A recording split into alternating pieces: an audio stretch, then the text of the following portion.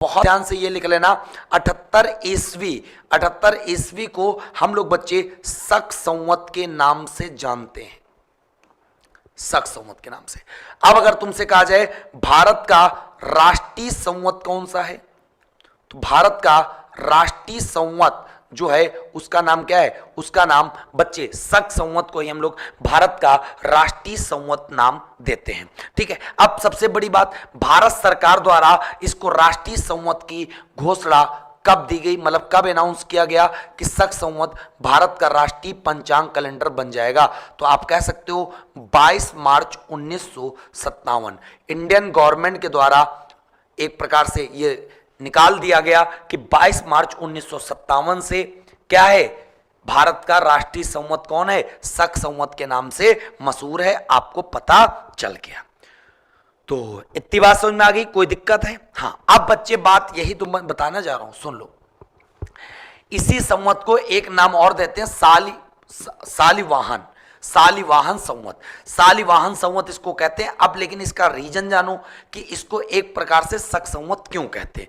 तो बच्चे इसको शक संवत इसलिए कहते हैं, तो मेरी बात समझना क्यों कहते हैं। एक कुषाण वंश के राजा थे जिनका नाम था कनिष्क। क्या नाम था? कनिष्क। तो कनिष्क का राज्यरोहण था, कनिष्क का राज्यरोहण मतलब कनिष्क जब गद्दी पर बैठा था तो वो टाइम पीरियड क्या चल रहा था, वो टाइम पीरियड चल रहा था 78 ईस्वी, इसीलिए 78 ईस्वी को बच्चे शक संवत कहते हैं।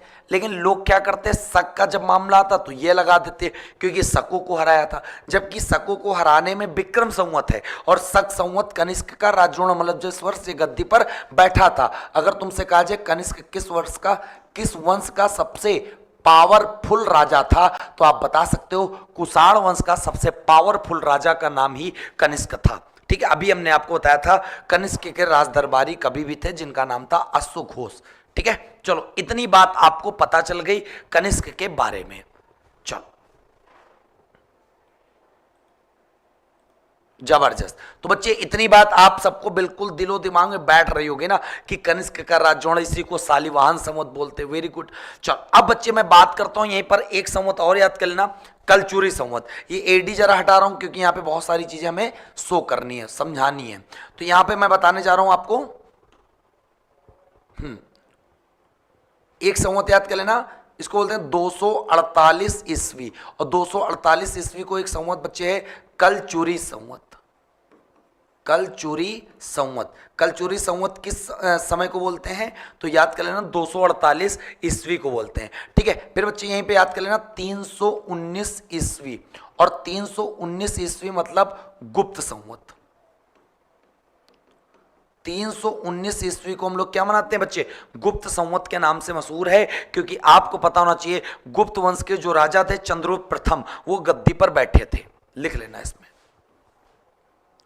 गुप्त वंश के राजा चंद्रगुप्त प्रथम का राज्यरोहण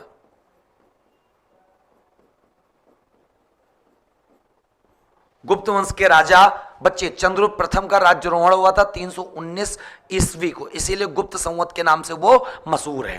क्लियर है? अब बच्चे आपको पता होना चाहिए 606 ईस्वी जिसको हम लोग कहते हैं हर्ष संवत। हर्षवर्धन जब गद्दी पर बैठा था इसीलिए बोलते हैं इसको हम लोग हर्ष संवत के नाम से। ठीक, 606 ईस्वी। यहीं पर बच्चे हम लोग बात करते हैं जब मोहम्मद साहब मक्का त्याग कर मदीना गए तो वो वर्ष था 622 ईस्वी। लिख लेना यहां पे 622 ईस्वी। और इसी संवत को हम लोग क्या नाम देते हैं, हिजरी संवत। क्यों? क्योंकि मोहम्मद साहब मक्का त्याग कर मदीना चले गए थे, तब से इसको बोलते हम लोग हिजरी संवत के नाम से जानते हैं। इस प्रकार बच्चे आपको पता चल गया ये सारे संवतों के बारे में, जिसमें आप मैं जो बता रहा हूं वो याद कर लेना। एक विक्रम संवत याद कर लेना, किसको बोलते हैं 57-58 को, रीजन याद कर लेना।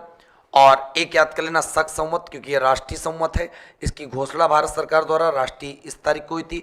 क्यों? कनिष्क का राज्यरोहण, टाइम पीरियड याद कर लेना। और याद कर लेना गुप्त संवत कब हुई, 319। क्यों? गुप्त वंश के राजा चंद्रगुप्त प्रथम का राज्य अभिषेक हुआ था, राज्यारोहण हुआ था। और हिजरी संवत 622 ईस्वी, मोहम्मद साहब मक्का से मदीना गए थे। उम्मीद करते हैं आपको ये बात समझ में आ गई होगी। ठीक है, अब बच्चे यहीं पर मैं आपको एक सवाल समझा दे रहा हूं, तो बात बहुत ध्यान से समझ लो। हाँ,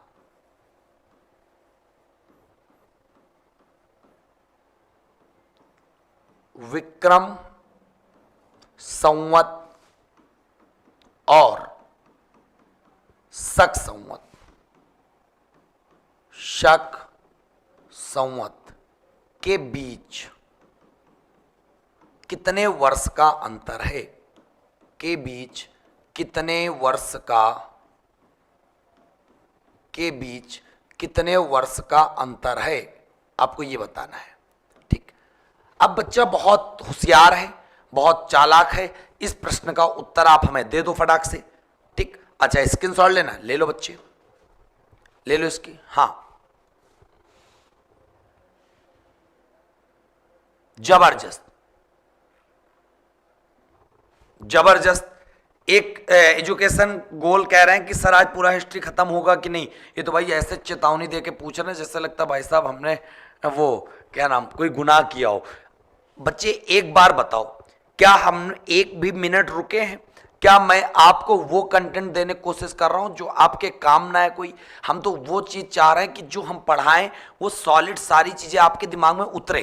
ठीक है, हाँ, तो कहने का मतलब है हम तो बराबर लगे हुए हैं, और अगर कोई चीज यहां पे नहीं हो पा रही है तो नेक्स्ट मैराथन भी आपकी आएगी। ऐसा थोड़े यहीं पर हम रुक जाएंगे, हमने पूरा का पूरा एक प्रकार से खत्म कराना है हमको अच्छे से पूरा। देखो सूरज प्रजापति जैसे लोग हैं वो 44 ईयर्स डिफरेंस निकाल दिए हैं, तो वही तो मैं चाह रहा हूं आप बिल्कुल टेंशन फ्री रहो। अगर इसमें नहीं, जहां तक मैं पहुंच रहा हूं वहां तक, उसके आगे वहां वो मैराथन स्टार्ट हो जाएगी। ठीक है, तो बच्चे विक्रम संवत और शक संवत के बीच में एग्जाम्पल वो अंतर पूछ रहा था। 0 ईस्वी है, और आपको पता है इधर है विक्रम, और विक्रम का मतलब है 58 BC, कहीं कहीं 57, आप जो भी मान चलो कोई दिक्कत नहीं। और इधर है शक संवत 78 ईस्वी। इन दोनों के बीच में अंतर पूछ रहा, तो बहुत लोगों ने क्या किया, 78 में 58 घटा दिया, निकल आया, क्योंकि अंतर निकालना मैथ आता है तुम्हें। लेकिन रियलिटी है कि जब 78 ईस्वी मतलब ये आगे है, तो 0 से जब 1 2 3 78 तक कर दे गए होंगे, मतलब ये टोटल कितने साल यहां से यहां तक लगे होंगे, 78। और ये उल्टा चलता है, BC हमेशा उल्टा चलता है। जैसे इस बार 58 BC आया, अगली बार 57 BC आएगा, तो मतलब 58 57 56 तब 0 मिला होगा। तो इसमें 58 से 0 तक जाने में कितना साल लगेगा, 58 साल। अब दोनों के बीच का जब कह रहा अंतर, तो अंतर वही होता ना जब दोनों के बीच का डिफरेंस होता, जोड़ दो। तो बच्चे 58 और 78 जब आप जोड़ोगे तो 7 जोड़ लो, इधर हो गया 58, इधर हो गया 78, टोटल 8 8 6 7 5 12 1 13, 136 साल का अंतर है बच्चे। और बहुत बच्चों का जिनका 135 आ रहा है, उन बच्चों का भी आंसर सही है, 135 बिल्कुल करेक्ट है। क्योंकि 135 आपका इस प्रकार करेक्ट है बच्चे, क्योंकि आपका सवाल इस तरह से सही होगा, क्योंकि वहां पर आपने 57 BC माना होगा, और जब 57 BC और 78 BC दोनों का डिफरेंस आप लोगे तो आप आराम से 135 यहां पर निकल आएगा। तो उम्मीद करते हैं आपको संवत वाला पूरा कॉन्सेप्ट समझ में आ गया होगा। अब हम लोग जो भाई साहब अपना अब बौद्ध धर्म में वापस आ जाते हैं, अब बौद्ध धर्म में वापस आ जाते हैं जहां पर आप थे, जहां पर आप थे। तो उम्मीद करते हैं आपको संवत का मामला थोड़ा सा क्लियर हो गया होगा। ठीक है, तो इससे ये पता चल रहा है कि जो महात्मा बुद्ध का जन्म हुआ 563 BC, तो आप कह सकते हो कि महात्मा बुद्ध का जो जन्म होता है 563 BC। तो इससे ये पता चल रहा है बच्चे कि ये मतलब ईसा मसीह के जन्म के पहले पृथ्वी पर पैदा हुए थे। ठीक है, क्योंकि ईसा मसीह का जब से स्टार्ट हो जाएगा तो 135 अंतर, कोई दिक्कत नहीं, आप 135 ले लो, मैंने बता दिया। जब आप 57 मान के करोगे तो 135 आएगा, जब 58 मान के करोगे तो आपका 136 आएगा। दोनों में घबराने की कोई आवश्यकता नहीं, कोई टेंशन लेने की बात नहीं है। ठीक है, अब बच्चे यहां पर बहुत अच्छे से बात करने जा रहे हैं। बात क्या करने जा रहे हैं, महात्मा बुद्ध का जन्म आपको पता है 563 BC कपिलवस्तु के लुम्बिनी में, इन्हें लाइट ऑफ एशिया मतलब एशिया का प्रकाश पुंज कहते हैं। अब बच्चे बहुत अच्छे से याद कर लेना, महात्मा बुद्ध के बचपन का नाम क्या था? तो महात्मा बुद्ध के जो बचपन का नाम था वो बच्चे क्या था, सिद्धार्थ। आप बता सकते हो महात्मा बुद्ध के बचपन का नाम क्या था, सिद्धार्थ था, कोई दिक्कत नहीं है, बिल्कुल यार। चलो अब बच्चे इनके पिता, अगर तुमसे कहा जाए इनके पिता का नाम बताओ, तो इनके पिता का नाम है शुद्धोधन। शुद्धोधन, क्लियर है? अब बच्चे बहुत अच्छे से याद कर लेना इनकी माता। तो जब इनकी माता का नाम आप पढ़ोगे तो बच्चे उनका नाम है माया देवी। और माया देवी का एक प्रश्न बहुत प्यारा याद कर लेना कि जब महात्मा बुद्ध का जन्म हुआ तो सातवें दिन उनकी माता चल बसी, मतलब उनकी माता की डेथ हो गई। उसके बाद क्या अपार दुख बीत रहा होगा महात्मा बुद्ध के ऊपर। तो सिंपल सी बात बहुत अच्छे से आप याद कर सकते हो।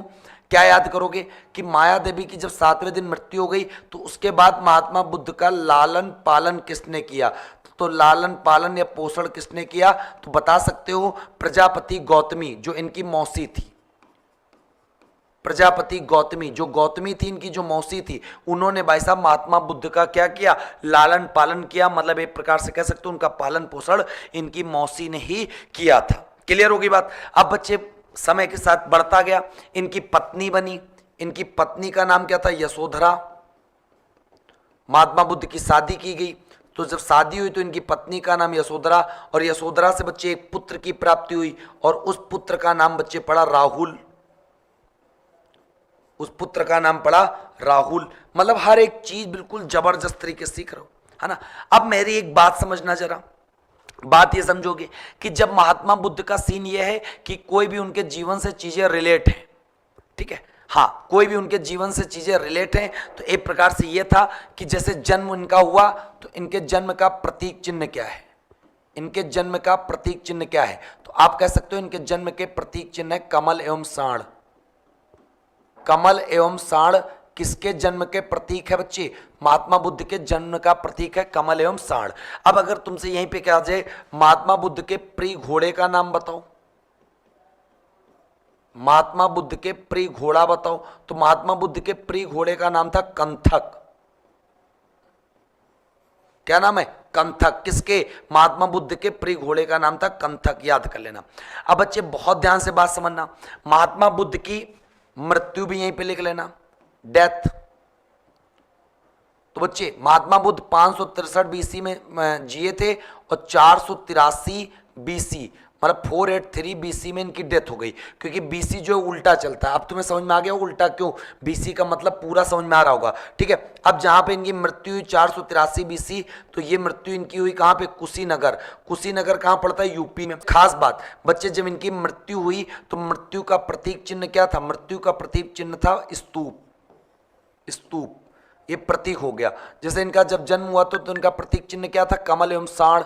उसी प्रकार जैसे इनकी मृत्यु, तो मृत्यु का प्रतीक चिन्ह क्या हो गया, स्तूप। और बच्चे यहीं पे याद कर लेना, जब इनके जीवन में बहुत सारी ऐसी घटनाएं घटती थी जो बच्चे एक प्रकार से उसको इंडिकेट करती थी, उस घटना को एक स्पेसिफिक नाम दिया जाता था। तो इनकी मृत्यु को हम लोग कहते हैं महापरिनिर्वाण। महात्मा बुद्ध की जब डेथ हुई तो उसको हम लोग क्या कहते हैं, उसको हम लोग कहते हैं महापरिनिर्वाण। किसकी मृत्यु को, महात्मा बुद्ध की मृत्यु को महापरिनिर्वाण के नाम से जाना जाता है। इस प्रकार आपको पता चल गया। अब आपको ये तो पता होना चाहिए, जो महापरिनिर्वाण इसकी मृत्यु हुई तो इनका अंतिम संस्कार अंतिम संस्कार मतलब महापरिनिर्वाण किसके द्वारा किया गया, तो अभी हमने बताया नहीं था, मल्लो द्वारा, क्योंकि मल्लो की राजधानी क्या थी, कुशीनगर। मल्लो द्वारा महात्मा बुद्ध का अंतिम संस्कार किया गया। ये बात आपको अच्छे से याद कर लेनी। अब बच्चे कह रहे हैं माया देवी किस राज्य के राजवंश की पुत्री थी, तो बच्चे ये कोली वंश। कोली वंश आपने सुना होगा, तो लिख लेना, चाहे लिखना हो, आवश्यकता नहीं थी तो नहीं बताया था। कोली वंश, कोली वंश की राजकुमारी थी कौन, माया देवी। और इनके जो पिता शुद्धोधन है, ये भी साक्यगढ़ के मुखिया हुआ करते थे। कौन हुआ करते थे, साक्यगढ़ के मुखिया हुआ करते थे, जिनका नाम था शुद्धोधन, महात्मा बुद्ध के पिता का नाम। तो उम्मीद करते ये भी बात आपको समझ में आ गई होगी। अब इसके बाद हम लोग बात करते हैं आगे की तरफ। तो 47 नंबर पेज आपका कंप्लीट हो गया। चलो स्क्रीनशॉट लेना, ले लो फटाक से। फिर बच्चे हम लोग बात करते हैं आगे की तरफ जबरदस्त तरीके से, ठीक है। हाँ,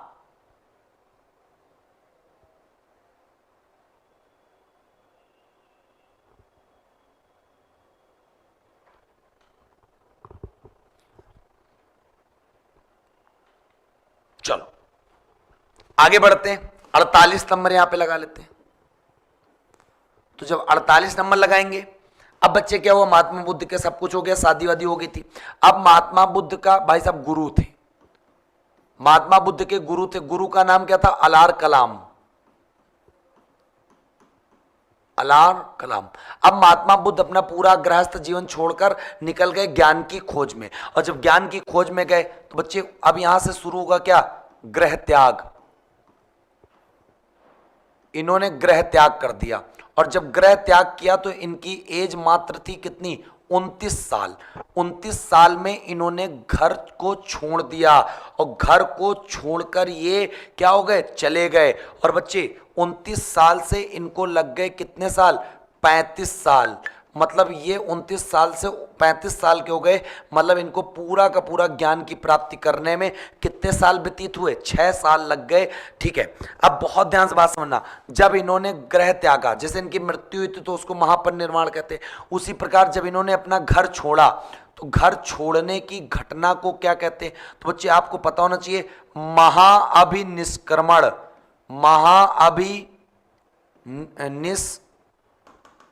महाअभिनिष्क्रमण। क्लियर है? ये बच्चे महात्मा बुद्ध की गृह त्याग की घटना कहलाई, महाअभिनिष्क्रमण। और गृह त्याग का हमने क्या कहा? इनके जीवन से कहीं ना कहीं प्रतीक चिन्ह जरूर जुड़ा है। तो इनके गृह त्याग के प्रतीक चिन्ह से क्या जुड़ा है? तो याद कर लेना, घोड़ा।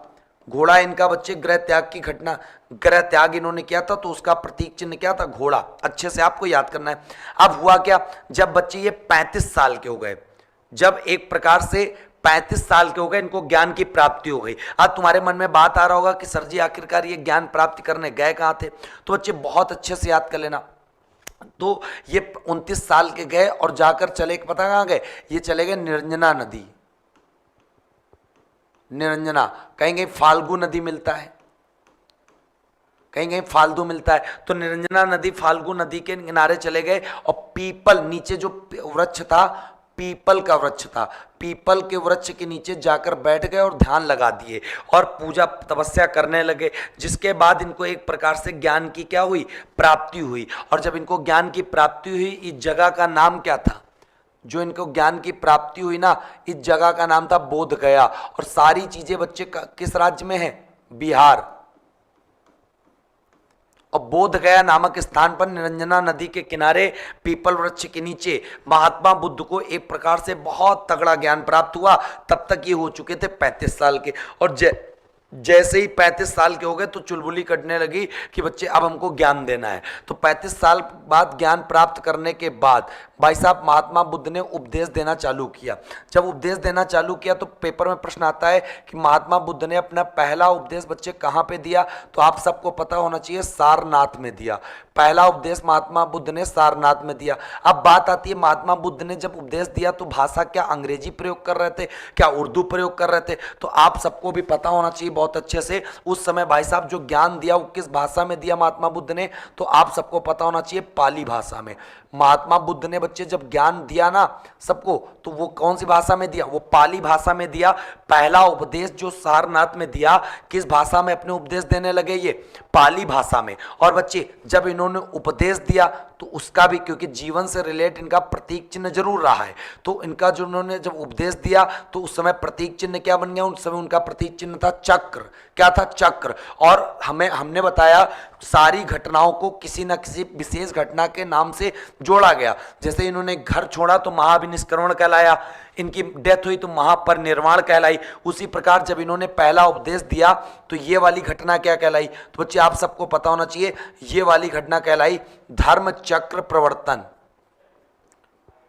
ये वाली घटना बच्चे कहलाई धर्म चक्र प्रवर्तन। तो महात्मा बुद्ध ने जब पहला उपदेश दिया था तो वो घटना किस नाम से मशहूर हुई? धर्म चक्र प्रवर्तन के नाम से मशहूर हुई। फिर भाई साहब महात्मा बुद्ध का क्रेज बढ़ता गया। पहला उपदेश इन्होंने सारनाथ में मार दिया। उसके बाद प्रश्न आता है, महात्मा बुद्ध ने पहला उपदेश तो दे दिया, अब बात आती है महात्मा बुद्ध ने अपने सबसे ज्यादा उपदेश कहां पर दे दिए? तो महात्मा बुद्ध ने सबसे ज्यादा उपदेश दे दिए बच्चे श्रावस्ती।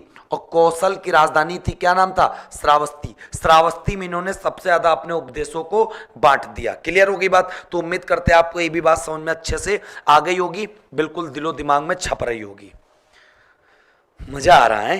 क्या बात है भाई साहब, जब तुम लोग ये बात बोलते हो ना, मजा आ रहा, दिल खुश हो जाता है, लगता है कुछ अच्छा कार्य कर रहे हैं हम। ठीक है, हाँ, बहुत बढ़िया। अब बच्चे मैं आपको बता दूं, जो बौद्ध धर्म के बारे में हमें बहुत अच्छे से जो जानकारी प्राप्त होती है ना, वो एक ऐसा बौद्ध ग्रंथ है, मतलब विशेषकर जानकारी जो हमें प्राप्त होती है, एक ऐसा भाई साहब ग्रंथ है जिसको बोलते हैं त्रिपिटक। ठीक है, त्रिपिटक। तो इतना लिख लिया, 49 नंबर यहां पे लगा लो, 49। बच्चे यहां पे आप कह सकते हो बौद्ध धर्म के बारे में जो हमें ज्ञान प्राप्त होता है वो कहां से प्राप्त होता है, तो आप कह सकते हो एक प्रमुख बौद्ध ग्रंथ है जिसका नाम है त्रिपिटक। त्रिपिटक, और त्रिपिटक में बच्चे नाम आते हैं, कौन कौन से 3 नाम है तो याद कर लेना। पहला नाम है सुत्त पिटक, दूसरा नाम है विनय पिटक, और तीसरा नाम है अभिधम्म पिटक। अभिधम्म पिटक। तो ये 3 नाम याद कर लेना अच्छे से, कि बौद्ध धर्म के बारे में जो हमें ज्ञान प्राप्त होता है बच्चे वो त्रिपिटक से मिलता है, सुत्त पिटक, विनय पिटक, फिर अभिधम्म पिटक। क्लियर हो गई बात। ये 3 नाम आप अच्छे से अपने दिमाग में बिल्कुल छाप लेना, बिल्कुल भी टेंशन न लेना। अब बच्चे बात आती बहुत अच्छे से, क्या बात आती है, इन तीनों पिटकों में सबसे बड़ा पिटक बताओ। तो आप बहुत अच्छे से याद कर लेना, सबसे बड़े की बात अगर करें तो बच्चे सुत्त पिटक और विनय पिटक सबसे छोटा है, और बीच में मध्यम वाला पिटक कौन सा है, तो मध्यम वाला जिसका नाम है अभिधम्म पिटक। तो ये तीनों पिटकों के बारे में आपको याद कर लेना है, सबसे बड़ा पिटक सुत्त पिटक, सबसे छोटा पिटक विनय पिटक, और सबसे जो बीच मध्यम वाला है उसका नाम है अभिधम्म पिटक। तो ये तीनों पिटकों के बारे में आपको याद करना है। और ये जो त्रिपिटक है वो किस भाषा में मिला है, लिखा गया, तो याद कर लेना पाली भाषा में। पाली भाषा में ये त्रिपिटक एक प्रकार से लिखा गया। अब बच्चे क्या होता है,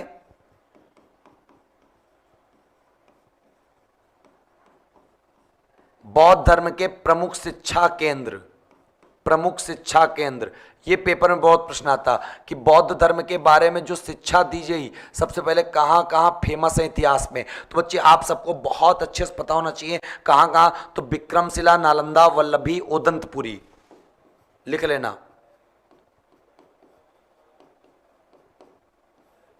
ठीक है,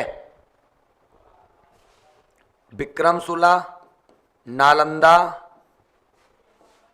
वल्लभी, फिर ओदंतपुरी, फिर सोमपुर।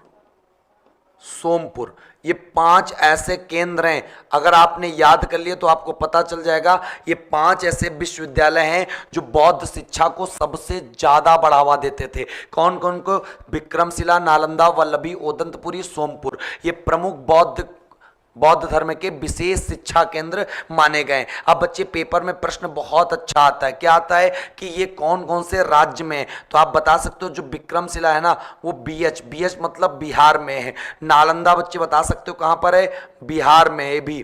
ठीक है, वल्लभी कहां पर है बच्चे, वल्लभी मतलब जीजे मतलब आप समझ जाना गुजरात में है। ओदंतपुरी कहां पर है, ओदंतपुरी बच्चे भी बिहार में है। और सोमपुर बच्चे कहां पर है, सोमपुर बच्चे आपको याद कर लेना है ये कहां पर है, ये बांग्लादेश में। इस प्रकार पहले तो ये याद कर लो कि ये सारे बौद्ध धर्म से रिलेटेड जो इंस्टीट्यूट हैं वो किन किन राज्यों में, किन किन देशों में। बाकी 4 तो भारत में ही है, राज्य याद करने बता दिया हमने।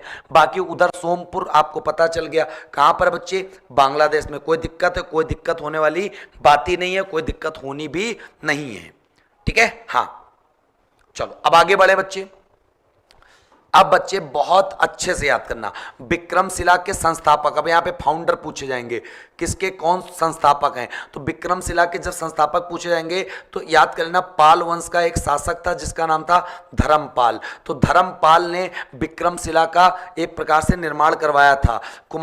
इसमें नालंदा में याद कर लेना इसका फाउंडर कौन है, तो बच्चे याद कर लेना कुमारगुप्त प्रथम। तो कुमारगुप्त प्रथम जो है ना इसने बच्चे नालंदा विश्वविद्यालय का निर्माण करवाया था। वल्लभी का जो बच्चे संस्थापक है उसने किसने निर्माण करवाया था, तो याद कर लेना भट्टारक ने बच्चे इसका निर्माण करवाया था, वल्लभी विश्वविद्यालय का। ओदंतपुरी का किसने निर्माण करवाया था? गोपाल। ये भी पाल वंश का संस्थापक था जिसका नाम था गोपाल। सोमपुर विश्वविद्यालय का स्थापना निर्माण किसने करवाया था? धर्मपाल। तो एक प्रकार से हमने देखो पांचों बिल्कुल सीरियल से बता दिए कि इन सारे विश्वविद्यालयों के संस्थापक कौन है, आराम से आप बता सकते हो।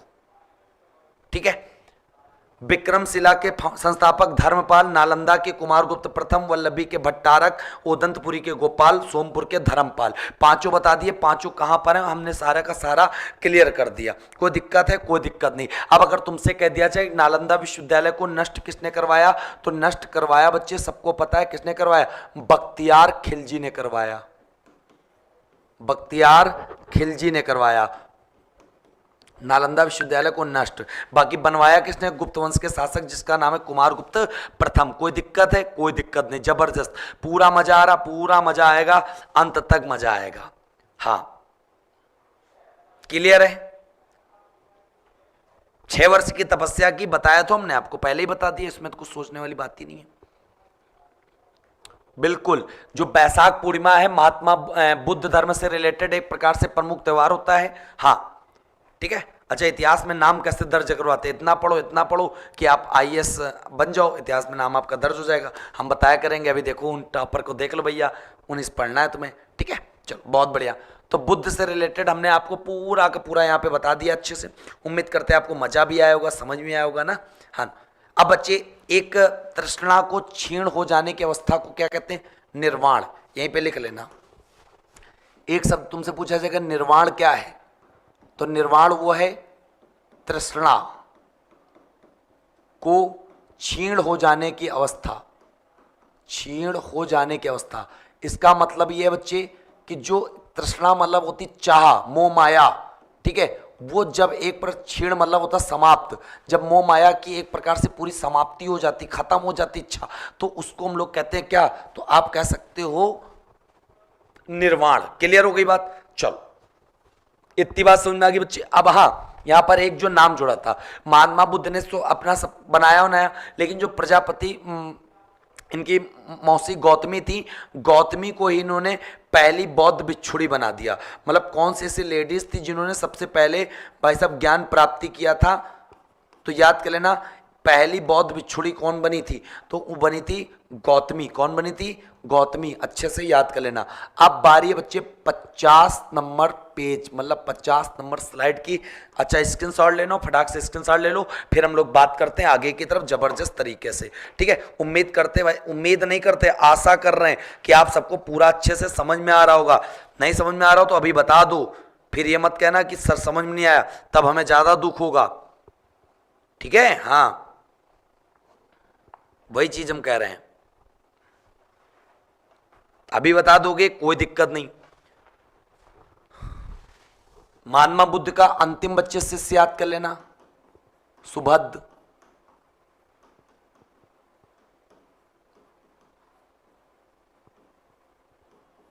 अंतिम शिष्य का नाम क्या? सुभद्र। किसका? महात्मा बुद्ध का अंतिम शिष्य। वेरी गुड, हाँ जबरदस्त, बहुत अच्छे समझ में आ रहा, जबरदस्त,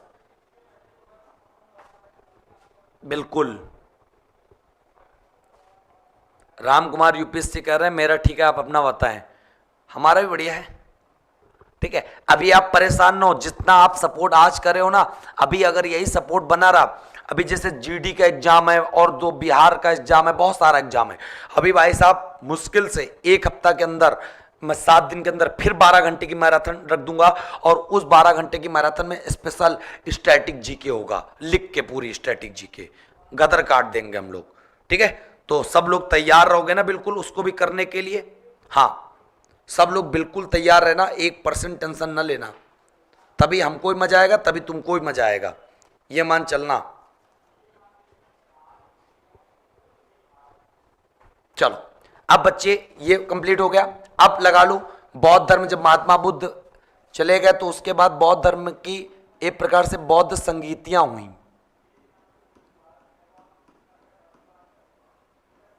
बौद्ध संगीतियां हुई, ठीक, बौद्ध संगीतियां, और टोटल जो बौद्ध संगीतियां हुई वो 4 हुई। पहली, दूसरी, तीसरी और चौथी, याद कर लेना। 4 बौद्ध संगीतियां हुई, कहां कहां हुई तो याद कर लेना, यहां पे स्थान लिख लेना। पहली वाली हुई थी राजगृह, और बच्चे कोई ना कोई संगीत कराता था, तो यहां पे लिख लेना शासक। तो पहली बौद्ध संगीत कौन से शासक के समय में हुई थी तो याद कर लेना अजातशत्रु। अजातशत्रु, अजातशत्रु के टाइम पे बच्चे पहली बौद्ध संगीत करवाई गई थी, कहां पे, राजगृह। ठीक है, राजगृह में पहली बौद्ध संगीति कराई गई थी, याद कर लेना। अच्छा, बिल्कुल, तो इतनी बात आपको पता चल गई। अब भाई साहब, हाँ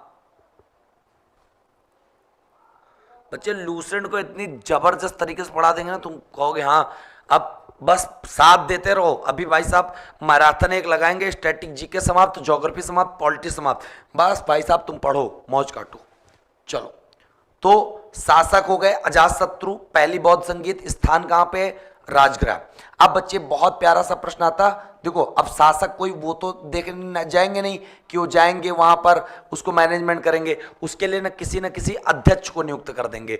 तो पहली बौद्ध संगीत में जो अध्यक्ष थे उनका नाम था महाकश्यप। क्या नाम था, महाकश्यप, याद कर लेना। पहली बौद्ध संगीत के जो अध्यक्ष थे उनका नाम था महाकश्यप। दूसरी वाली बौद्ध संगीत बच्चे कहां हुई, वैशाली, वैशाली। बच्चे कौन से शासक ने करवाई तो याद कर लेना कालाशोक। अभी ये भी मैं आपको पढ़ाऊंगा कौन किस वंश का है, जैसे कालाशोक शिशुनाग वंश का, अजातशत्रु हर्यक वंश का है। ठीक है बच्चे, यहां पर अध्यक्षता कौन कर रहा था दूसरी बौद्ध संगीत में, तो उस व्यक्ति का नाम था सबाकामी। क्या नाम था, सबाकामी। तीसरी बौद्ध संगीत बच्चे कहां पे हुई, पहली राजगृह, दूसरी वैशाली, तीसरी याद कर लेना पाटलिपुत्र। इसी का नाम आगे चल के क्या बनता है, पटना। इसी का नाम आगे चल के बनता है पटना। और जो तीसरी हुई है ना, ये बच्चे मौर्य वंश के राजा अशोक के टाइम पे हुई है। ठीक है, और बच्चे इस समय यहां पर जो अध्यक्ष बनाए गए थे उनका नाम था मोगलीपुत्र तिस्य। मोगलीपुत्र तिस्य, क्लियर है। फिर बच्चे जो चौथी वाली बौद्ध संगीत हुई, ये मोस्ट इंपॉर्टेंट है, ये कहां हुई, कुंडलवन। और सबसे खास बात, राजगृह भी बिहार में पड़ता है, वैशाली बिहार पड़ता है, पाटलिपुत्र भी पड़ता है, लेकिन जो कुंडलवन है ना वो बच्चे जम्मू एंड कश्मीर में पड़ता है। और जो चौथी बौद्ध संगीत हुई वो कौन से शासक के समय तो याद कर लेना कनिष्क के शासनकाल में। और सबसे खास बात बच्चे, इसमें जो थे 2 लोग अध्यक्ष बनाए गए, एक अध्यक्ष बनाए गए, एक उपाध्यक्ष बनाए गए। एक बनाए गए वसुमित्र और एक बनाए गए अश्वघोष। एक बनाया गया वसुमित्र और एक बनाया गया अश्वघोष, जिसमें अश्वघोष को बना दिया गया उपाध्यक्ष और जिसमें वसुमित्र को बना दिया गया अध्यक्ष। तो इस प्रकार यह चौथी बौद्ध संगीत चली। लेकिन चौथी बौद्ध संगीत का अभी यहाँ पे इंपॉर्टेंस बहुत ज्यादा है। क्या इंपॉर्टेंस है जरा जान लेते हैं। चौथी बौद्ध संगीत का ये सीन है कि चौथी बौद्ध संगीत थी जहां पर बच्चे क्या हुआ था पता है आपको, जहां पर एक प्रकार से बौद्ध धर्म 2 भागों में बंट गया। बौद्ध धर्म 2 भागों में बंट गया।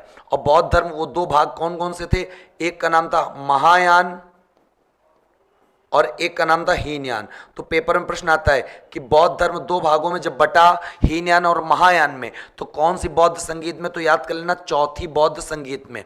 और बच्चे महायान का मतलब होता है जो दूसरों का कल्याण सोचते हैं, और हीनयान का मतलब होता है जो स्वयं का कल्याण सोचते हैं। क्लियर, जो स्वयं का कल्याण सोचते हैं। और इसी से रिलेटेड मैं शासक भी बता दे रहा हूं, जैसे जो कनिष्क और हर्ष थे महायान शाखा से थे, कनिष्क और हर्ष थे ना वो बच्चे महायान शासक से थे। लेकिन हीनयान शाखा से जो रिलेटेड शासक प्रमुख हुए उनका नाम था अशोक, उनका नाम था अशोक। और बच्चे बहुत अच्छे से पेपर में प्रश्न आता है कि अशोक ने बौद्ध धर्म का प्रचार प्रसार भी करवाया। बौद्ध धर्म का प्रचार प्रसार भी करवाया किसने, अशोक ने। अशोक ने बौद्ध धर्म का प्रचार प्रसार बच्चे श्रीलंका में करवाया, नेपाल में करवाया, म्यांमार में करवाया। सारी चीजें आप याद कर लेना। और अभी हमने शुरुआत में आपको एक चीज तो बताई थी, हीनयान शाखा से जुड़ा एक प्रमुख ग्रंथ बताओ।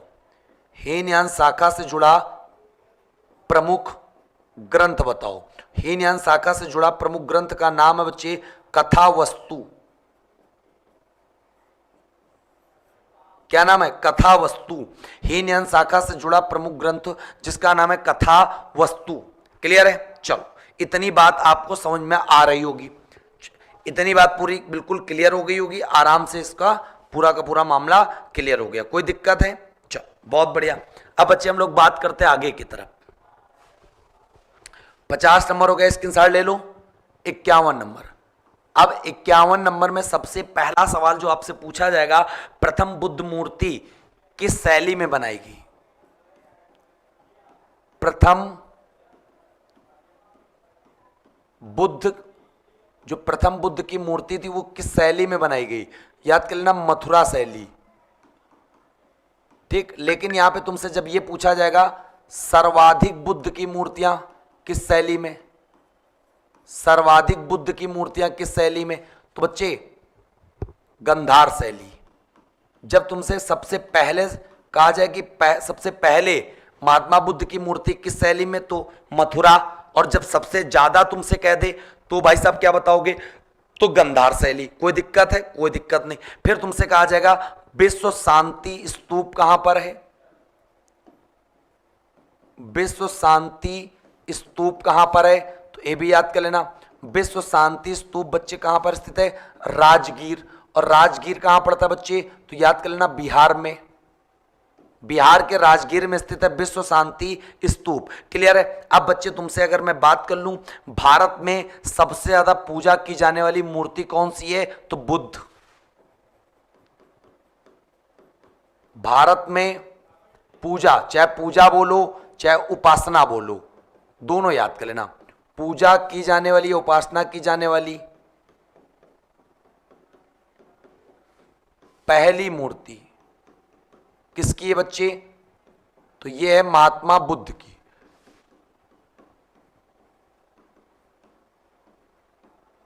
ठीक, महात्मा बुद्ध की पूजा की जाने वाली भारत में पहली मूर्ति कौन सी है?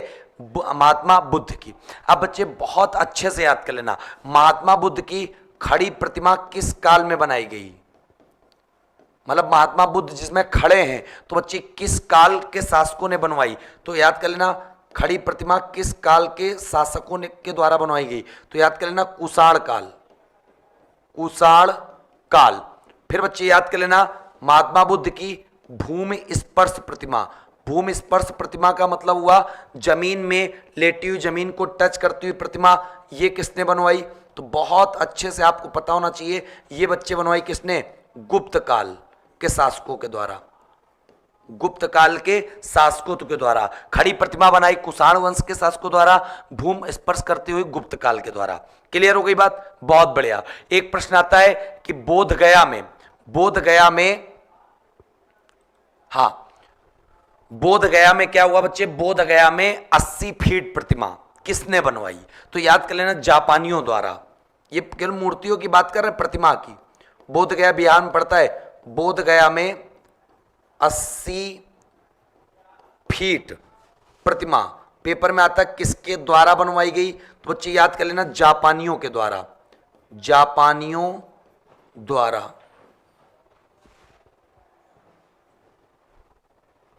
ठीक है?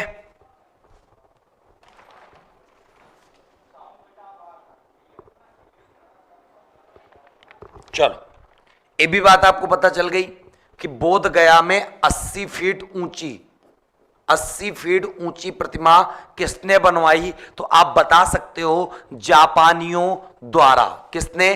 जापानियों द्वारा। तो बच्चे ये कुछ पॉइंट थे हमको जो बताने थे, हमने आपको बता दिए। क्लियर है? बौद्ध धर्म से एक प्रश्न आता है कि त्रिरत्न किससे बोलते हैं? तो याद कर लेना, बुद्ध, धम्म और संघ को। त्रिरत्न बच्चे किसको बोला जाता है? बुद्ध, धम्म और संघ को। हमारा कहना जो पढ़ो आप सॉलिड पढ़ के जाओ, आपका नोट्स बनना तो अच्छे से बने। ठीक है? हाँ, कोई दिक्कत नहीं, जहां पर हैं तो अच्छे तो पढ़ भी तो रहे हो। कह रहे हो यूनिट 6 पर आए, अरे यार अजीब आदमी हो। चलो, इतनी बात समझ में आ गई बच्चे? पूरा समझ में आ गया? क्या बात है।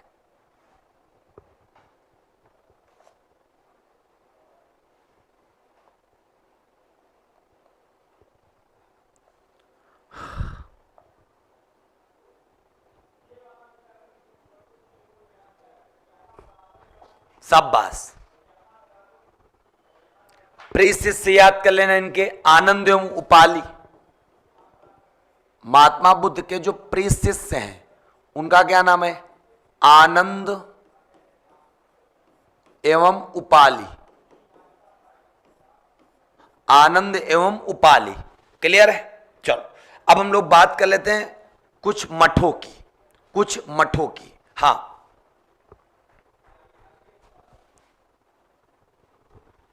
तो इतना हो गया। अब बच्चे यहां पे लगा लो 52 नंबर।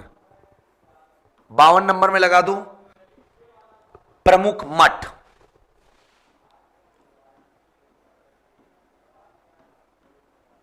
प्रमुख मठ। और पेपर में प्रश्न बहुत आता। सबसे पहला सवाल तो यह था, भारत में सबसे ज्यादा बौद्ध मठ कहां पर है? जैसे मंदिर की बात नहीं होती, उसी तरह बौद्ध धर्म में उसको हम लोग मठ बोलते हैं। भारत में सबसे ज्यादा मठ किस राज्य में मिलेंगे बच्चे? तो आप सब आंख बंद करके मार देना, सिक्किम। सिक्किम जो राज्य है जहां पर सबसे ज्यादा मठ हैं, जहां पर सबसे ज्यादा मठ हैं। क्लियर है? तो बच्चे आप आराम से बता सकते हो बिना किसी टेंशन के। कोई टेंशन हो रही? कोई टेंशन नहीं हो रही। सब पास, बहुत बढ़िया। फिर अब बच्चे बहुत अच्छे से याद कर लेना, तपो मठ। पहला है तपो मठ। तपो मठ के बाद सासुर मठ। सासुर मठ कामा नामग्याल। नामग्याल मठ। ये 3 मठ हम जो हमने बताया ना, ये कहां पर है? हिमाचल प्रदेश। हिमाचल प्रदेश में ये तीनों के तीनों मठ कहां पर स्थित है बच्चे? याद कर लेना, हिमाचल प्रदेश में। अब हेमिस्थिकसे माथे। हेमिस्थिकसे माथे। हेमिस हो गया, कामा थिकसे हो गया, कामा माथे हो गया। ये बच्चे कहां पर हैं? आप सब बता सकते हो, लेह।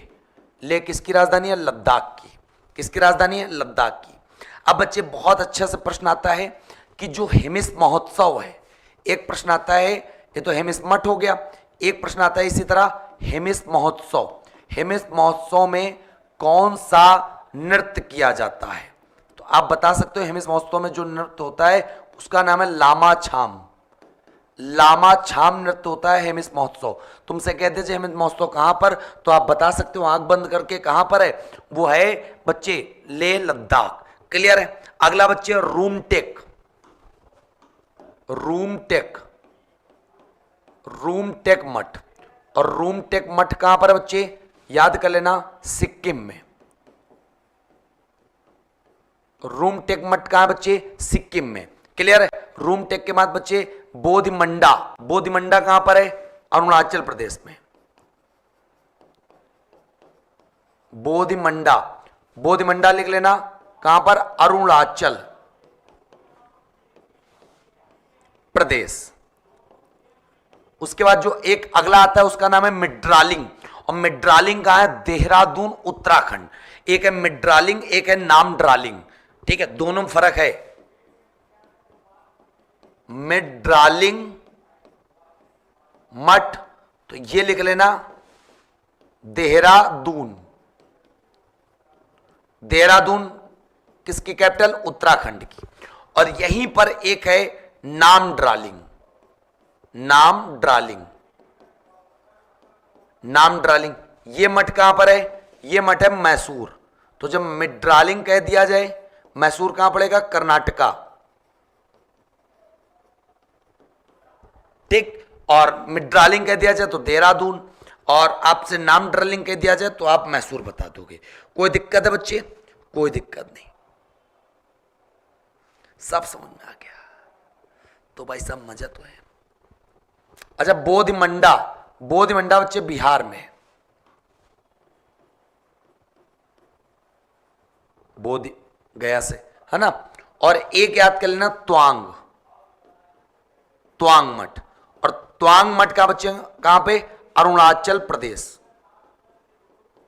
अरुणाचल प्रदेश। तो इस प्रकार ये आपके भारत के प्रमुख मठ याद कर लेना। सबसे ज्यादा मठ सिक्किम में है। कहां पर है? सिक्किम में। इस प्रकार बच्चे आपका ये एक प्रकार से पूरा का पूरा याद हो गया। और अब सबसे खास बात मैं आपको बता दूं कि बौद्ध धर्म के लोग जो हैं वो ना ईश्वर को मानते हैं ना आत्मा को मानते हैं, लेकिन पुनर्जन्म में विश्वास रखते हैं। ये तुमसे कहा जाए बौद्ध धर्म क्या ईश्वर को मानते हैं, तो यहां पे लगा देना कट्टम, नहीं मानते। आत्मा को मानते हैं, नहीं मानते। लेकिन क्या पुनर्जन्म में विश्वास रखते हैं कि मनुष्य का पुनर्जन्म होता है, बिल्कुल रखते हैं, तो ये लगा देना सही। तो इस प्रकार आपको तीन चीजें अच्छे से याद कर लेनी है। क्लियर है? तो इस प्रकार बच्चे आपको ये पता चल गया कि बौद्ध धर्म बच्चे किसमें किसमें विश्वास रखता है, किसमें किसमें नहीं रखता। ईश्वर में नहीं रखते, आत्मा में नहीं रखते, पुनर्जन्म में रखते हैं। ठीक है, तो इस प्रकार बच्चे आप सबको समझ में आ गया होगा और यहीं से आपका बौद्ध धर्म आपका समाप्त होता है। अब अगली यूनिट जो आपकी होने जा रही है वो होने जा रही है जैन धर्म। तो अब चालू करते हैं हम लोग जैन धर्म के बारे में। तो उम्मीद करते हैं आपको समझ में आ गया होगा, पूरा समझ में आ गया। क्या बात है भाई साहब, मजा आ रही है ना, पूरा आनंद आ रहा, आनंद ले रहे हो। चलो शाबाश। देखो अभी हमने तुमको संवत पढ़ा दिया, 52 हो गया था, ये है 53 नंबर। ये हमने आपको संवत पहले ही समझा दिया था नहीं, ये 54 नंबर में आपसे सवाल हमने पूछा था। ठीक, अब बच्चे यहीं पर आपके सामने एक बहुत ही प्यारी सी मोटिवेशन लाइन है। इस मोटिवेशन लाइन को आपको यहीं पे पढ़ना है। और अब मैं आपको बता दूं कि आपका छठा चरण कंप्लीट हो गया। छठा चरण आपका कंप्लीट हो गया। लेकिन विश्वास मानो, जितना आज मैं आपको पढ़ा रहा हूं सारी चीजें दिलो दिमाग में छप रही होंगी, उतर रही होंगी, है ना। तो बच्चे छठा चरण आपका कंप्लीट हो गया, अर्थात आपके क्लास के 6 घंटे समाप्त हो गए। 6 घंटे आपके समाप्त हो गए कि नहीं हो गए? मजा आ गया? जल्दी से कमेंट करके बताओ, सही मजा आ गया?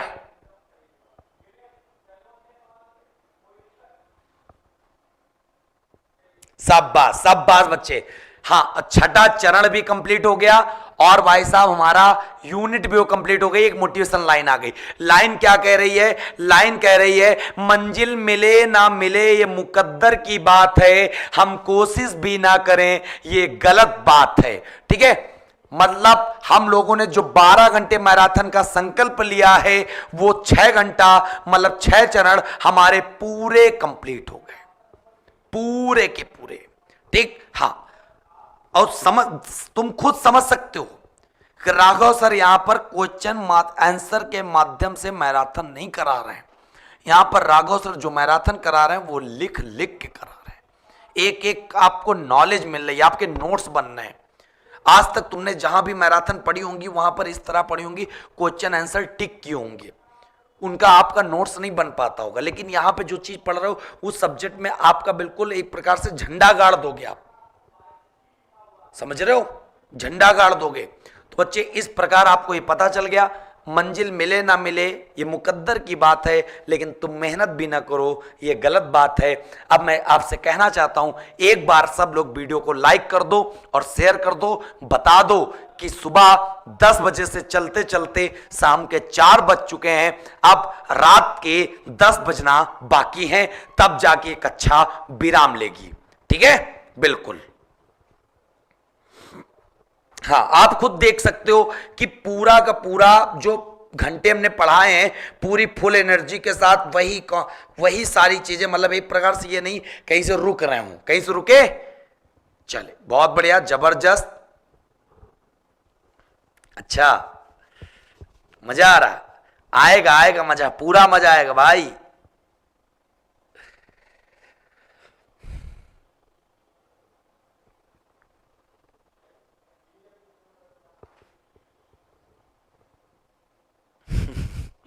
चलो आगे बढ़े।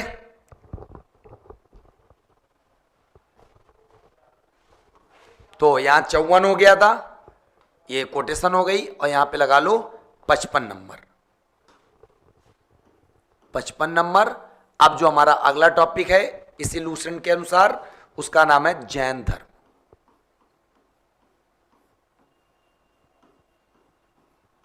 जैन धर्म, ठीक। चलो जैन धर्म देखते हैं। जैन धर्म के अगर मैं बात करूं बहुत अच्छे से जो सवाल बनता है, तो जैन शब्द जो बना है वो जिन से बना है।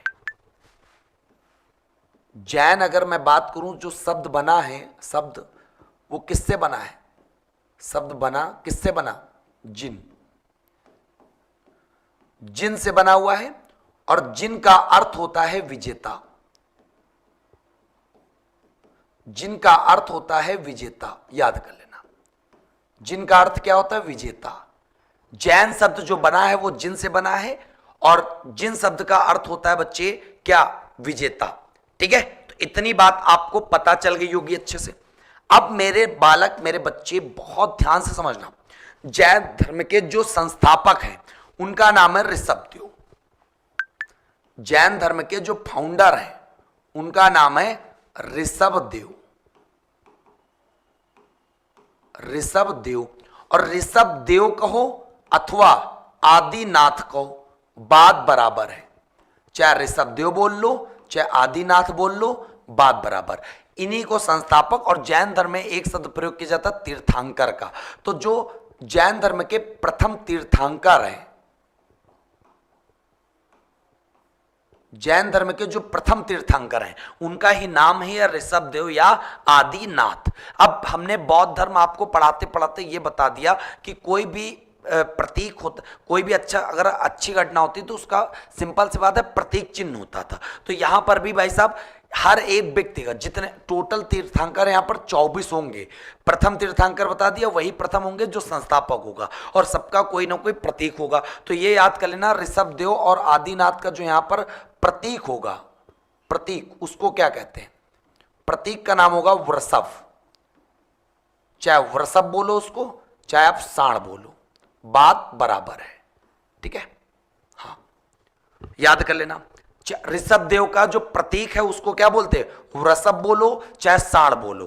क्लियर है? जो पहले तीर्थंकर है। अब बात आती है जैन धर्म को संगठित एवं विकसित करने का श्रेय किसे जाता है? संगठित एवं विकसित करने का श्रेय, मतलब सबसे ज्यादा जैन धर्म का प्रचार प्रसार या फैलाव विकसित करने का श्रेय किसे जाता है? तो बच्चे याद कर लेना, यह जाता है महावीर स्वामी को। महावीर स्वामी को। और सबसे खास बात मैं आपको बता दूं, जैन धर्म में टोटल जो तीर्थंकर हुए 24 हुए। ठीक है, और यहीं पर यह भी चीज लिख लेना, जो महावीर स्वामी थे वो 24वें एवं अंतिम, कहने का मतलब इनके बाद और कोई तीर्थंकर नहीं आया, यही 24वें एवं अंतिम तीर्थंकर बने थे। कौन? महावीर स्वामी। अच्छे से आपको पता चल गया।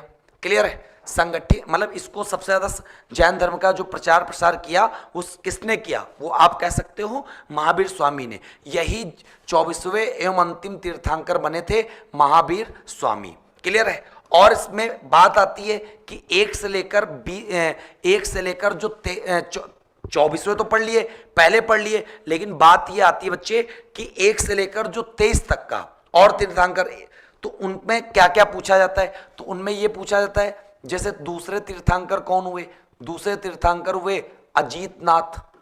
उनका भाई साहब प्रतीक चिन्ह पूछा जाएगा तो आप बता ले जाओगे, उनका प्रतीक चिन्ह क्या है? हाथी। तीसरे तीर्थंकर संभव, तीसरे तीर्थंकर का नाम क्या है? संभवनाथ। और संभवनाथ का प्रतीक चिन्ह क्या है? संभवनाथ का प्रतीक चिन्ह है घोड़ा। संभवनाथ का प्रतीक चिन्ह है घोड़ा। फिर बच्चे 19वें याद कर लेना, मल्लीनाथ। डायरेक्ट याद कर लेना, मल्लीनाथ। मल्लीनाथ याद कर लेना, मल्लीनाथ 19वें। और आपको पता होना चाहिए इनका जो प्रतीक चिन्ह है उसको हम लोग कहते हैं कलश। ठीक है, और कौन से ऐसे तीर्थंकर हैं जिनको स्त्री माना गया? पूरे के पूरे 24 तीर्थंकर में याद कर लेना, एकमात्र तीर्थंकर जिनको स्त्री माना गया उनका नाम है मल्लीनाथ। क्लियर है? फिर बच्चे बहुत अच्छे से याद कर लेना, 20वें छोड़ के 21वें में क्या है? नेमिनाथ। नेमिनाथ। और नेमिनाथ बच्चे इनका जो प्रतीक चिन्ह है उसको हम लोग कहते हैं नील कमल। क्या बोलते हैं? नील कमल। इनका प्रतीक चिन्ह का नाम है नील कमल। फिर बच्चे 22वें का याद कर लेना, अरस्टिनेम। 22वें का अरस्टिनेम, अरस्टिनेम। और सबसे खास बात, अरस्टिनेम का जो प्रतीक चिन्ह है उसको हम लोग क्या बोलते हैं? शंख। इनके प्रतीक चिन्ह को बोलते हैं शंख। अब बात आती है 23वें जो तीर्थंकर हैं उनका नाम है पार्श्वनाथ। पार्श्वनाथ। और पार्श्वनाथ का जो प्रतीक चिन्ह है बच्चे याद कर लेना, उसको कहते हैं सर्प, सांप। और जो 24वें तीर्थंकर तुम्हारे महावीर स्वामी है, तो यहीं पर याद कर लेना, इनका प्रतीक चिन्ह जो महावीर स्वामी का है, इनका याद कर लेना, इनका नाम है सिंह। इनका जो प्रतीक है उसको हम लोग क्या कहते हैं, सिंह, मतलब शेर, मतलब शेर। क्लियर हो गई बात? उम्मीद करते इतनी बात आपको समझ में आ गई होगी, कोई दिक्कत भी नहीं कर रहा होगा।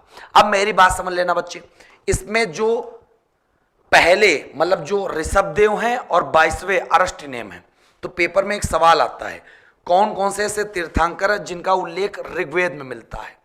तो ऋग्वेद में बच्चे 2 लोगों का नाम मिलता है। ऋग्वेद में 2 लोगों का नाम मिलता है। तो ऋग्वेद में किसका किसका? एक तो सबसे पहले वालों का क्या नाम है, ऋषभदेव, या उन्हीं को कह सकते हो आदिनाथ। और 22वें वालों का जिनका नाम है अरस्टिनेम।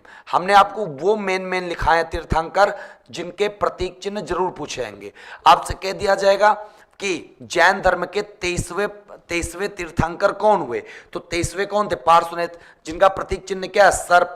बच्चे 22वें कौन हुए? अरस्टिनेम, जिनका प्रतीक चिन्ह क्या है, शंख। ठीक है, दूसरे कौन है? अजीतनाथ, जिनका प्रतीक चिन्ह क्या है, हाथी। तो इस प्रकार आप सब बताते रहोगे। पीडीएफ देंगे, बिल्कुल पीडीएफ देंगे, ठीक है। हाँ, जो अंत तक रुकेगा बहुत मैटर पाज के जाएगा। चलो, और ये भी बताएंगे पीडीएफ वो कहां पर मिलेगी आपको। चलो, इतनी बात समझ में आ गई बच्चे। तो ये जैन धर्म में एक प्रकार से पूरा का पूरा बात बताई हमने। अब बात आती है बच्चे बहुत अच्छे से, क्या? महावीर स्वामी। महावीर स्वामी में कुछ चीजें, जैसे इनके जन्म की बात कर लें, तो इनका बच्चे जन्म की अगर बात करें तो इनका जन्म 540 बीसी, और इनका हुआ कहां था? कुंडग्राम, वैशाली कुंडग्राम में हुआ। ठीक, कुंडग्राम वैशाली में इनका जन्म हुआ था, याद कर लेना। और वैशाली आप सब जानते हो कहां पड़ता है, तो बच्चे वैशाली कुंडग्राम जो पड़ता है वो बिहार में पड़ता है, यहां पर इनका जन्म हुआ था। महावीर स्वामी के पिता का नाम याद कर लेना। पिता का नाम बच्चे क्या था? सिद्धार्थ। अब तुम समझ सकते हो, महात्मा बुद्ध के बचपन का नाम क्या था? सिद्धार्थ। यहां पर महावीर स्वामी के पिता का नाम क्या है? सिद्धार्थ। अब भाई साहब, महावीर स्वामी की माता का नाम बताओ, तो माता का नाम याद कर लेना, त्रिशला, त्रिशला। फिर बच्चे यहां पर बहुत जबरदस्त आप याद कर लेना, महावीर स्वामी के बचपन का नाम बताओ, बचपन का नाम, तो बचपन का नाम यहां पर वर्धमान, वर्धमान। फिर बच्चे यहीं पर महावीर स्वामी की भी शादी हो जाती है, तो महावीर स्वामी की पत्नी का नाम बताओ, तो यशोदा। क्या नाम है? यशोदा। फिर भाई साहब पत्नी से एक पुत्री की प्राप्ति होती है, तो बच्चे पुत्री का नाम क्या था? अनुज्ञा प्रियदर्शनी, अनुज्ञा प्रियदर्शनी। ठीक, फिर बच्चे यहीं पर जब पुत्री हो जाएगी तो पुत्री का विवाह होगा, तो पुत्री का जब विवाह होगा पुत्री के पति, पुत्री का पति हो जाएगा, और महावीर स्वामी का क्या बन जाएगा? दामाद। तो महावीर स्वामी के दामाद का नाम बताओ, जमाली। बहुत इंपॉर्टेंट है ना जमाली, तभी तो इतनी बात आपको इनके बेसिक, एक परिवार से परिवार की बातें इनको आपके दिमाग में बैठ गई होंगी कि इनके परिवार की बातें क्या है, परिवार में क्या क्या चीजें हैं। क्लियर हो गई बात? बहुत अच्छे समझ में आ रहा है क्या बात है? तो बच्चे याद कर लेना अच्छे से। अब हम लोग, आपको पता है महावीर जयंती हम लोग 9 अप्रैल को मनाते हैं, ठीक है? हाँ, चलो, तो बच्चे आपको पता होना चाहिए 9 अप्रैल को हम लोग क्या मनाते हैं? महावीर जयंती। इतनी बात तुम्हें बिल्कुल दिमाग में बैठ गई होगी। जिस प्रकार महात्मा बुद्ध के पहले बौद्ध अनुयायी कौन बनी थी? उनकी मौसी गौतमी। उसी प्रकार जो इनके दामाद थे ना जमाली, तो यहां पे लिख लेना पहले अनुयायी, पहले अनुयायी। क्या नाम बच्चे? जमाली। लेकिन जमाली तो पुरुष में बने, बिल्कुल सही बात है, कोई दिक्कत ही नहीं है। लेकिन मैं बात करने जा रहा हूं, अब बात आती है तो पुरुष में पहले अनुयायी बने, पहले शिष्य बने, लेकिन क्या महावीर स्वामी के प्रथम शिष्या कौन बनी? प्रथम शिष्या मतलब लेडीज में सबसे पहले इन्होंने किसको ज्ञानवान दिया होगा? तो याद कर लेना, उसका नाम था चंदना। क्या नाम था? चंदना। तो बच्चे 55 नंबर पेज कंप्लीट हो गया। अब 56 पे बात करते हैं आगे की तरफ, कैसे इन्होंने घर छोड़ा, कैसे इनको ज्ञान प्राप्त हुई। तो जल्दी से आप फटाक से बताओ, प्रथम शिष्या की बात बता रहे हैं। हाँ, मजा आ रहा है? भाई साहब बस मजे लेते रहो, पढ़ो भाई, पढ़ने में वो मजा है ना, इसी बहाने आप सब इतनी देर तक बैठे हो, इतनी देर तक पढ़ रहे हो। और भाई साहब ये हम आदत इतनी बुरी बना देंगे ना तुम्हारी ज्यादा पढ़ने की, तुम खुद नहीं सोच पाओगे।